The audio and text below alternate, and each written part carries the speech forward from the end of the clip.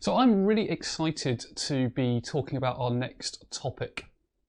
Have you ever wondered about strategy, execution, and how this relates to your role as a business analyst?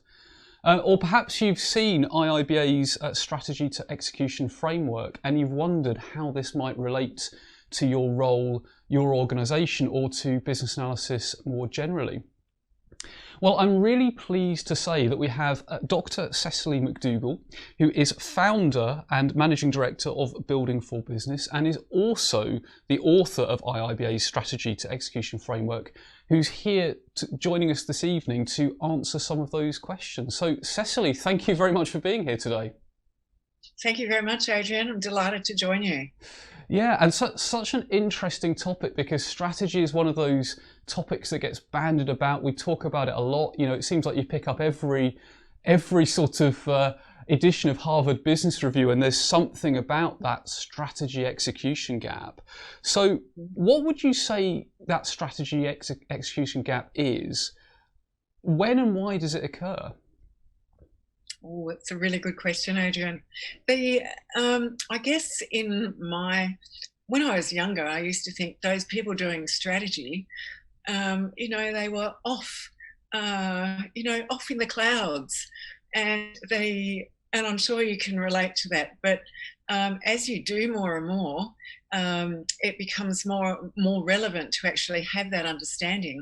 And if I look at where it actually fits, the organisation goes ahead and creates its own strategy. You've created your own strategy for the BA Fringe, and then you go into typically you start to develop a series of projects or programs. And then you'll choose one of those, and then you'll go into implementation, and then after implementation you'll go into execution. So that space between going from strategy into implementation, and typically we're in a hurry, we want to do that really quickly. And so what happens is we tend to jump from strategy to business case, or strategy to implementation, or strategy to procurement. And we miss a lot of the planning that goes around when you actually take an initiative and you actually do that planning around it. It's a bit like creating a house. It creates the foundations for that house. And if the foundations are right, then building the house is quite quick and easy. But getting the foundations right is absolutely key. And so that's what the strategy execution framework is all about. I looked at many of the methodologies on the markets, and they were typically, the industry available ones were typically focused around delivery, around implementation. What I found when I was doing my doctorate in this space was everything, the key things were around people, and especially strategic alignment. People want to get into it. They want to get moving, get things going. There's greater complexities in what we're doing these days. So if you think about making a change here, it has a holistic effect. And so this change here affects that over there, or that change there may affect that over there. And so I can't remember that game, when you pat that thing on the head and one goes down and the other one comes up over here, a bit like Tetris. Yeah. So relationships. So what I found, one of the keys in that gap was around leadership and sponsorship. There was a very big difference between sponsorship and governance. Stakeholder management, stakeholder leadership, team competency, relationships and communication. So all of those things, and a sort of a melding between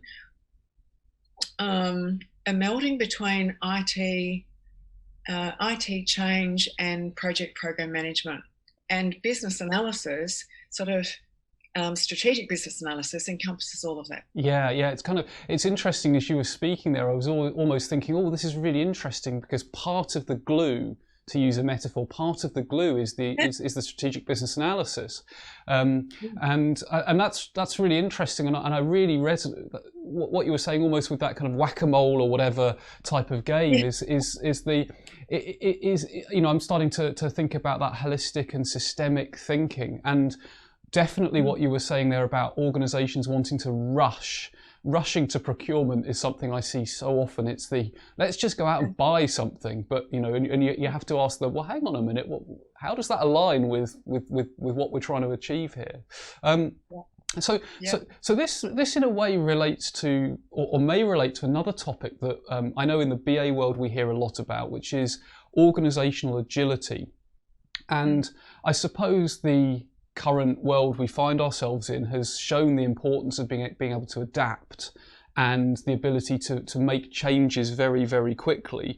To what extent would you say strategy and execution play a part in that ability for an organisation to actually learn and change direction? Great question, Adrian. I think, and I come back to, if I like the term sponsorship, I would have to put the term adaptive leadership around that, and that's one of the real keys around around moving quickly from strategy to execution. And I've actually worked I've had quite a few agile programs. Agile itself tends to focus on implementation. I've had agile developers actually work alongside me, and because I've stayed from doing all of the strategy to execution, all of the 9 steps in the guiding framework, and the user journeys. What I found is my agile developers have actually started to do those before they actually start doing their own development, and that has been fantastic. In terms of acceleration of change and agile organisations, what I've found is using these guiding strategies and frameworks, it accelerates change by about, I've had several instances where I've been able to accelerate 3-year programs into 12 months. Wow. And that's huge. Right. So when you look at this, if you look at the strategy execution framework and people go, oh, if I've got to do this and this and this, oh, that's going to take too long. Well, it actually reduces the overall time. It puts the effort into that planning up front, and that planning provides the solid foundations, and that then gives you the accelerated change. Yeah, I love that analogy as well of a foundation, because it is interesting, isn't it? Because in most situations, you wouldn't build a building without the foundations, or if you or if you did, you'd be in trouble. And the foundation element is sort of interesting, isn't it? Because I'm no architect, but I would imagine that if you're building foundations, you sort of need to know whether you're building a skyscraper or a garage. So actually, that planning, that understanding, is so very, very important. So, what would you say? And we've sort of touched on this, but I know that some BAs find themselves very much in a delivery space, and that's valuable, and we definitely add value in that space. But what role would you say that strategic business analysis has in an organisation? So, if I look at where things fit, if I sort of look at strategy planning and analysis is typically done first in an organisation, and that strategy analysis is basically what business am I in, what's the environment, what's my competitive strategy. And so an analyst, business analyst, can add value working with strategy to do all of those things. The then you've got your initiatives, your strategic initiatives, and that's where strategic business analysis really comes to the fore, where you take basically the strategy and you actually define it. You're doing that translate from strategy to implementation, and being able to do that translate, basically going from strategy world into tactical, so that it can go into operational world, is really, really vital. And then you've got your, you sort of, where pardon me, where business analysts have often been involved in doing, unfortunately get called in to do the requirements in implementation. Yeah. And at that stage, you're sort of doing it a little bit blind, because there are lots of things that you actually find out when you're doing strategic business analysis that actually affect what you're doing down here in implementation. Yeah, 100%. One of the things I've often observed is that if there hasn't been any strategic business analysis done, then actually it's virtually impossible to prioritize anything, because everything's just a wish list. I mean, if there's no direction, it's sort of like, I know this is a cliche, it's been said so many times, but it's the sort of Alice in Wonderland Cheshire Cat, well, if you don't know where you're going, then any path will take you there type of thing. So that's really, really interesting. And as you said earlier, that there's sometimes that perception that it's going to slow you down. But actually, if we, it's sort of like, well, it might take time to plan a route before you get into a car, but you're much more likely to get to the destination. And yes, you might not follow that route because you might find there's a tree on the a strategic blockage. But it's always better to have a map than not have a map, I guess. I agree. Yeah. But map is a really good analogy. So if you get in a car and you just follow the directions that you're given, I don't know about you, but sometimes I've ended up in some pretty weird places. Well, yeah. And it's kind of, but that is sort of somehow sometimes how it feels, perhaps, when we've worked with some organisations. It's like, well, they're just following the road signs, like, Birmingham, that sounds like a good place, let's go there. Oh, hang on a minute, now there's Chelmsford, so let's follow that, and kind of, and whereas actually having some underlying coherence, I suppose it's about that coherence down from the organisational strategy down to what like IIBA's BA-bot would call the change strategy, so the strategy driving an individual change at that level. So Cecily, we could talk about this for hours. I'm absolutely certain that we could, but what would your biggest takeaway be? So if someone's tuned into this, maybe they're currently in the sort of delivery space, they're not getting as much strategic involvement as they would like, what tool, technique, takeaway would you particularly recommend that they take a look at? Ooh. I'd have to say, Adrian, and I come back and I have to give the strategy to execution framework for my IBA a plug. And my recommendation to anyone is, and I have been in this situation myself where, and I come back to, can we get this done? We've got to start seeing results. We've got to start seeing it. Start doing some of these things in your own time and do them in parallel to a program that's in flight, so that you become familiar with the tools and the framework and how things could work, and reach out to other people, reach out to me, reach out to you, and then people start to see things and they go, oh, that's great.